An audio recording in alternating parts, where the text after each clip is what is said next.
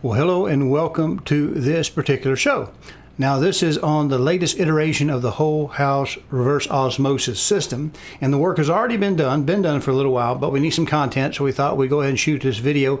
I think if there's any value to this, it will be in the explanation of why things are the way they are, and possibly how to do things better if you're planning something similar, because this is an old system that has gone through different rebirths and reimaginations to get it where it is today. And with no further ado, let's go ahead and get with that.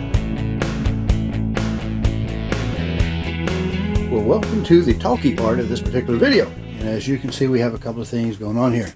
You see those two round pans? Well, they are original from when the plumber originally did the work on the house when we built it. And I often wonder, why in the world would you do this and leave a gap back here that can get water on it? Because it was always a plan to have a tank, a large tank, for the reverse osmosis. Because what we started with, when we punched the holes in the house and in the ground for the well, we had a lot of rock in it, and we wanted to clean that up so that we wouldn't plug up our coffee makers and whatnot. So we always had to plan to use this. In the first iteration of this, I have to give you a little bit of background, else it won't make sense. Was built with basically an under-the-counter, under-the-sink type of RO system with just a huge tank, because it was big enough to produce the water we needed for the ice makers and the sinks and the vanities to brush teeth and that kind of thing to cook with, but it wouldn't produce it quick enough to recover. So we used a large, well-made tank. That's a 6-gallon pull-down, which means it holds about 26 gallons of water, and it works very similar. It's all non-metallic, so the RO and the well water wouldn't eat it. The thing about that is, it has a bladder in there that shrinks down much like the little Playtex nurser bottles that have the little baggies so that you don't get the air in it. And it just happens to take that much water in order to get the 6 gallons drawdown, and that was sufficient for the needs. The problem with the undercounters are that they leak. They always leak at some point or another.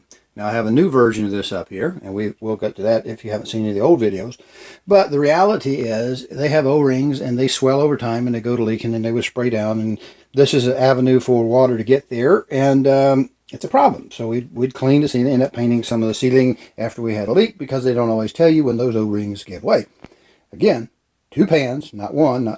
When the old water heater that was here went out, and it started to leak, I always heated water, but it leaked.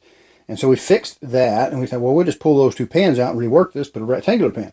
The problem is, right down here, behind that little heater, you see the pipes.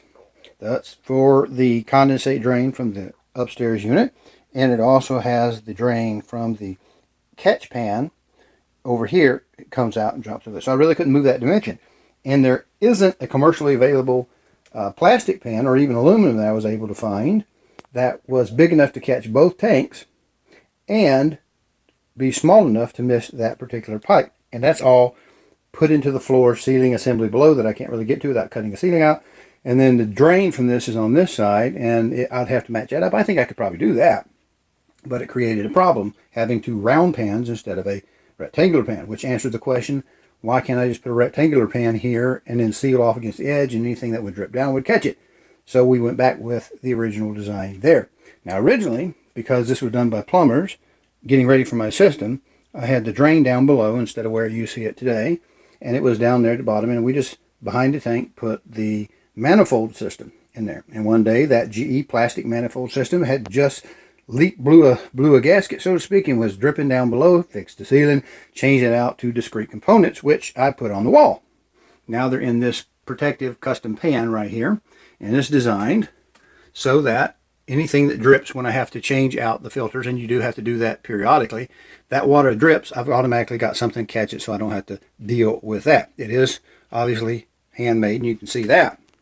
But now, these 2 pipes existing, and this one on this side with a down arrow that I've put on there for the video, is the supply line. That was cold water, and on the other side is the RO water going into the house.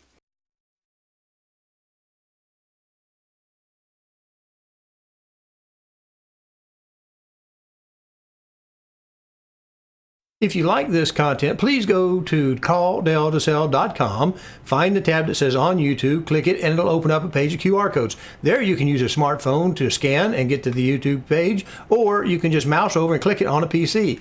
There you'll be able to subscribe to this little button over here and click the notification bell so that YouTube will notify you. Thank you. Well, the problem that I have with that is periodically, because it's got no chlorine left in it, anything to keep it sanitized, give it enough time and it'll get a little bit funky. Now, it may take 2 years to do it. And the way I handled that the first time I detected that was to the side of the unit. I built like a 2 or 3 inch diameter tube that I could use as a reservoir, capped it off, and I'd run the pump, which no longer exists on that bracket. I'd pump water into that bleach, kind of make where I could add bleach, and inject bleach back into the rail. Now, that rail is just like you might expect any other piping in your house. It goes to leads to pipe in the ceiling above the second floor to go to one refrigerator. It goes down in between the floors to the different bathrooms and kitchens, and then under the floor as well. So there's a lot of pipe there.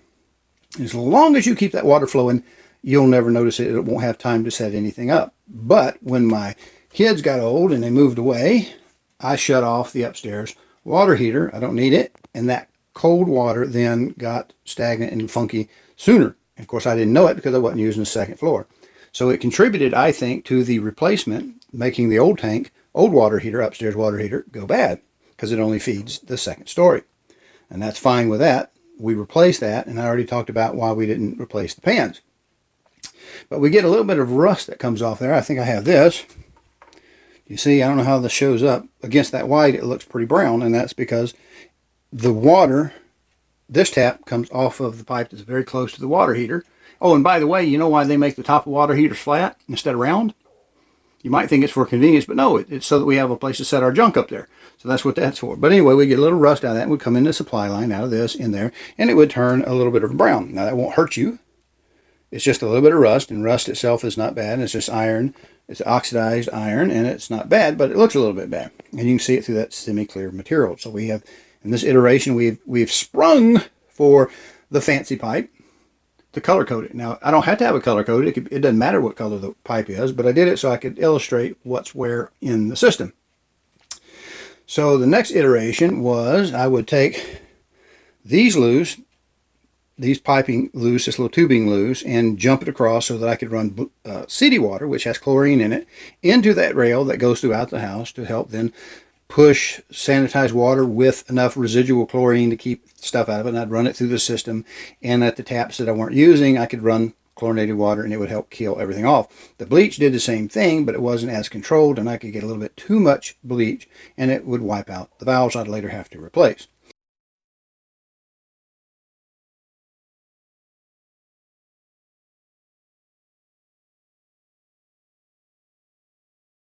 So these pipes existed from construction. This drain was down here, and I put a crook in it, as you see. Originally, it was just out over that open space, and from time to time, you will need to access that P-trap to get rid of anything that builds up in there. And if you notice, whether you're new to plumbing or not, this has to be higher than the outlet, and the water exists above that little compression fitting. So if you took it off, I had to fight the water and act like a 5-year-old trying to hide something from mama to try to get the water down here.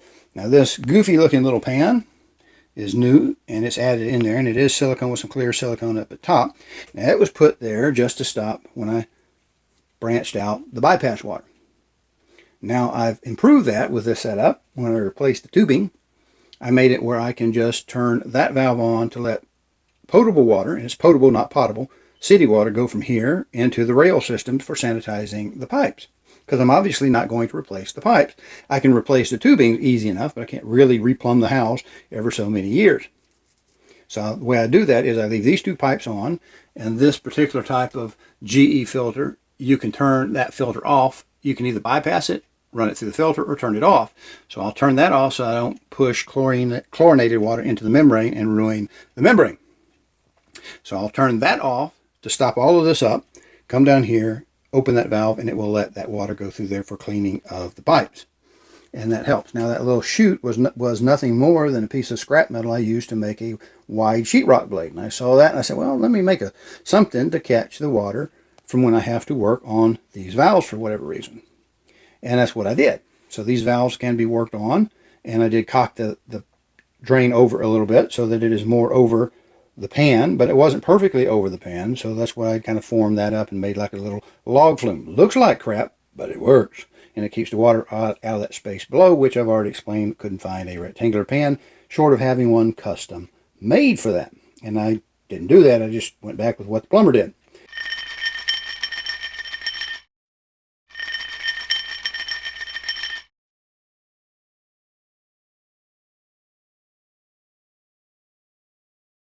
And it works pretty well. Now you'll see I now have opaque piping, and I'm running a yellow pipe. That's kind of the color scheme I had going, and I use it for the inlet. It comes out of the inlet, and this was also clear, and I made it white. I get a little bit of rust that comes off of that pressure gauge. Those have to be replaced because, you know, RO water eats metal. It'll actually, if you drink nothing but reverse osmosis water, it will rob your bones if you don't get enough calcium. So that's what that is. Now the blue line represents what's coming out. It comes out. The blue and yellow is the finished water that goes into the system. That's blue and yellow. And the solid blue is the output from the membrane. And it just comes up and runs around here and through the permeate pump. Now what that permeate pump does is it keeps you from running water 24/7, 365. It also brings up the production, the volume of water that's produced, and it works really well as a regulator. Now we do have a restrictor, and what this does, it keeps a little bit more back pressure on that brine line on the other side so that it just doesn't flow and waste a lot of water. So that's pretty well much it for this fix. I will tell you this, I don't know about you, but some of these things, such as that device, the last one I had went almost 20 years, which is way past its useful life, but you can replace the O-rings in those little fittings if you need to. Now I have spares for all of them, and I don't think I'll need these, but I can, if I need to, re-ring any of those connections. You can pull out the catcher and dig out with a needle or something, a sharp finishing nail to dig the old ring out when it gets stiff and hard, and put one of these new ones in there, and that works for that. I interrupt this video for a giveaway. Who doesn't like free stuff? Now, you saw the Permeate pump that I had up there. I just got finished talking about. Now, this is the original one. This one is dated 5/26 of 04, and it went about 17 years before it was replaced. And I bought a new one. I talked to the people in Irvine, California, Aquatech in Irvine, California, and they helped me figure out how to just stop the leakage, because I had replumbed. I'd taken the tubing off, and once I disturbed the tubing, I had one of the connections was leaking. They helped me with a trick to see if I could then put some new O-rings in there, and it went another 6 months, a year, something like that, but eventually it stops. Now, how these things work, I want to tell you what these things do. If you have an RO system, one of these might be useful to you. If you don't have an RO system, it's not going to be much good to you. But it has an orientation. It has to go up, and this side is how you mount it. You mount it sideways, as you saw in the video. And we have the brine. You have the water that would normally go to waste going out down the drain. It comes into, you'll take that out instead of going to drain, you'll run it into the pump and take out of the pump into the drain where your old pipe was. And what it does, it uses that wastewater, that salt water, that rock water. It drives the pushing side inside of this diaphragm pump. And so what happens, one of the things it does, one of the benefits is it works like a cutoff switch. So when it finally gets enough pressure on the other side, it quits operating for the amount of pressure on the brine side, and it just cuts off. And then so you're not wasting water in the drain that's not being useful for anything. So it has no batteries, no wires, no nothing. It's all mechanically driven, diaphragm rate by ratio of diaphragms. And what it does is uses that wastewater to drive it. On the other side, the way you'd plumb it in is you would take your line off of the membrane and run it from the out of the permeate to the in on the pump, and out of the out into the system where your tanks and the rest of it is. And what that does is it increases your delivery pressure for certain, and it increases your production during the day, or decreases your refill time, however you want to call it, and it works very simply. The pressure on the brine side is what's kind of controlling the maximum on this side, and it's a little pump in there. And what happens, it has to obviously be higher pressure than what your system or your tank has in it in order to push the water into the tank, right? Well, once it does that, it obviously has moved that water. It's lower pressure on the other side of the membrane, and so now that's low pressure, and so you have a bigger pressure differential across your membrane. So if you had like 60 psi on your membrane on one side, and you had 40 psi on your tank, you're only going to see that pressure differential. When this thing pumps, it dumps that out, and now it's able to refill again and recycle. And again, it also works as a cutoff switch. They're a pretty neat little device. Now this is the old style. You see, if I get my finger in the right direction, rotate this. There we go. See that style, that little blue Aquatech, Irvine, California. And here is the new series that they're currently producing. I've just gone out of focus. Let me do my GQ.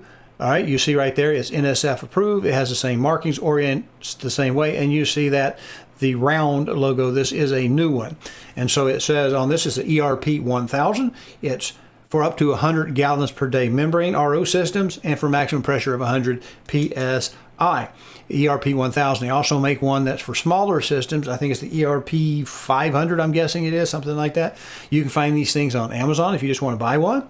And other places, obviously websites, and I imagine Aquatech will sell you one. Well, a lot of well places will have these, but I've got an extra one, and I will send it to someone in the lower 48 of the United States. I'm doing that because I'm just going to put it in a flat rate USPS box. You'll get it and the mounting clip that comes with it. I think there's also maybe a piece of paper instruction in there, and maybe a little coil of LDPE tubing.